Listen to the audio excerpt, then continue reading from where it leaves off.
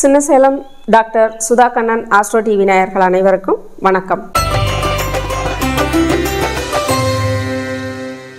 தனுசு ராசி அன்பர்களுக்கான ஆவணி மாத பலன்களை பற்றி ஆகஸ்ட் 15 செப்டம்பர் 15 வரைகளுக்குமான பலனாக இதை நம்ம எடுத்துக்கலாம்.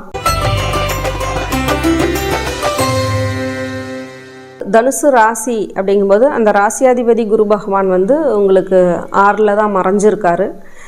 7 சனிகள் நடந்துகிட்டு இருந்தும் விலகிட்டாங்க.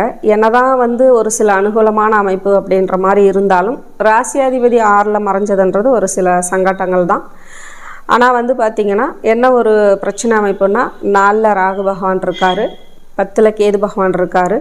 தொழில் விஷயத்தில் உங்களுக்கு சில பிரச்சனைகளும் சங்கடங்களும், தொழிலில் ஒரு பெரிய முன்னேற்றங்கள் இல்லாத மாதிரியும் மேம்பாடு இல்லாத மாதிரியும் ஒரு தொந்தரவுகள் வந்துடும். அதனால் இன்வெஸ்டிங் நிறையா வேண்டாம்.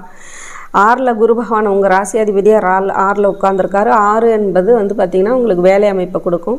அரசு வேலை, தனியார் வேலை அமைப்பில் அரசு அண்டர்டேக்கில் போகிறது, தின வருமானம் ஏற்கிறது, மாத வருமான அமைப்பு எடுத்துக்கிறது, இந்த மாதிரியான விஷயங்கள் எல்லாமே உங்களுக்கு குரு பகவான் கொஞ்சம் சப்போர்ட்டிங் பண்ணுவார். பஞ்சமஸ்தானாதிபதியான செவ்வாய் பகவானும் பார்த்திங்கன்னா 6ல் தான் உட்காந்துருக்காரு. ஒரு 15 நாள் தான், அதுக்கப்புறம் தாண்டி உங்களுக்கு கலத்தர அமைப்புக்கு உட்காந்துருவார். இந்த டைமிங்கில் உங்களுக்கு ஏதாவது சுப விஷயங்கள் செய்யணும் அப்படிங்கும்போது பார்த்திங்கன்னா வீடு கட்டுறது, இடம் வாங்கிறது, வண்டி வாகனம் போடுறது, திருமணம் பண்ணுறது, இந்த மாதிரியான சுப விஷயங்கள் எல்லாமே உங்களுக்கு நல்லாவே இருக்கும்.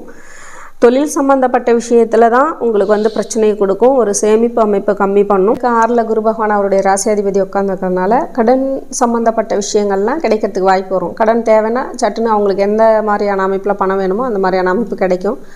அதை பயன்படுத்தி நீங்கள் வீடு கட்டுறதோ, இடம் வாங்குறதோ, வண்டி வாகனம் வாங்குறதோ, இந்த மாதிரியான விஷயங்கள் எல்லாமே பண்ணிக்கலாம். கடனுக்கும் வேலைவாய்ப்பு அமைப்புக்கும் நல்ல அமைப்பில் கொடுப்பாங்க. 4ல் ராகு பகவான் இருக்கார். கொஞ்சம் எதை செஞ்சாலும் கொஞ்சம் பெருசாக செய்யக்கூடிய வாய்ப்பு வரும். வீடு கட்டினா பெரிய வீடாக வர்றது, சொத்து வாங்கினா பெரிய சொத்துக்களாக வாங்குறது, இந்த மாதிரியான அமைப்புகள் வரும்.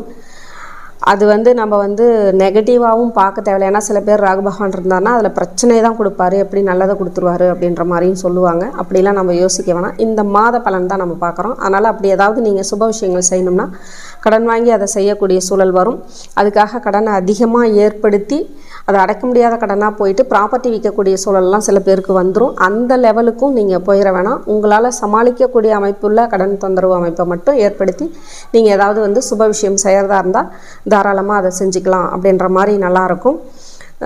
தனுசு ராசி அன்பர்களுக்கு பார்த்திங்கன்னா பாக்யஸ்தானாதிபதியாக சூரிய பகவானும் வராது. அப்பாவுடைய ஆரோக்கியம் நல்லாயிருக்கும். அப்பாவால் அனுகூலம் நல்லாயிருக்கும். தந்தைக்கு ஒரு உயர்வான மதிப்பும், ஏதாவது அவருக்கு ஒரு வேலை விஷயத்தில் ப்ரமோட்டிங்கோ இல்லை அவருக்கு ஒரு கௌரவமான அந்தஸ்தான ஒரு அமைப்பு கிடைக்கிறதோ, மற்ற விஷயங்கள் எல்லாமே நல்ல அமைப்பில் கொடுப்பாங்க. உடல் ஆரோக்கியத்தையும் அப்பாவுக்கு நல்லாயிருக்கும். அம்மாவோடைய உடல் ஆரோக்கியம் மட்டும் கொஞ்சம் கெட்டு போகும். அம்மாவோடைய ஆரோக்கியத்தை கவனமாக பார்த்துக்கணும் அப்படின்ற மாதிரி இருக்குது. தனுசு ராசி அன்பர்கள் இந்த மாதத்தை பயன்படுத்தி சுப விஷயங்களாக இருந்தாலும் சரி, தொழில் விஷயங்களாக இருந்தாலும் சரி, அதை பயன்படுத்திக்கிறது நல்லது. இது எல்லாருக்குமே இதே மாதிரி தான் நடக்கும்ன்ற மாதிரியான கட்டாயம் கிடையாது. சில பலன்கள் மாறுபடலாம். அப்படி ஏதாவது தெரிஞ்சுக்கணுன்னாலும் எனக்கு நீங்கள் கால் பண்ணியும் தெரிஞ்சுக்கலாம். நன்றி, வணக்கம்.